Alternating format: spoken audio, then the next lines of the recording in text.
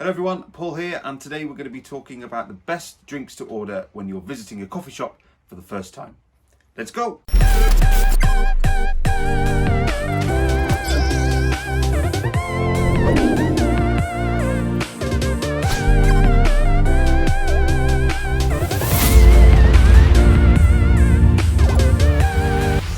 When you're visiting a coffee shop for the first time, there are certain drinks to order which will really showcase the coffee.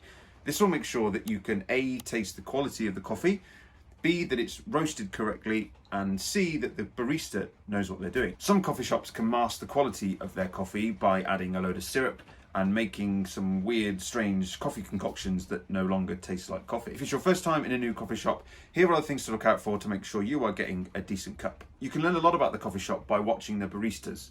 Make sure when you next order a coffee, you really keep an eye on what they're doing. You can see whether they use proper technique and they actually care about the coffee that they're serving. The best coffee shops dedicate time to train their staff and they educate them in the coffee that they're using and also the different techniques that comes with brewing different methods. Okay, let's start with an espresso. So when asking for an espresso, make sure the barista is using a set of scales. And if you've watched any of my earlier videos, you'll know how important the use of scales is. So one set under the grinder to get the correct dose and one set underneath the espresso machine to make sure the extraction is right too. So also look at the bean hopper where the coffee beans sit above the grinder. That should be nice and clean with no oily residue around it. So when you get your espresso, make sure it comes with a spoon because you want to stir it and not swirl it. This will combine all the flavors of the espresso because if you leave it to cool, it will lose a lot of the flavor and the aromas that come with espresso. The next is a pour over. But I must mention, don't ask for a pour over if they don't advertise it. Now, a good pour over should take around 3 minutes. When you drink, it should be smooth and flavorful,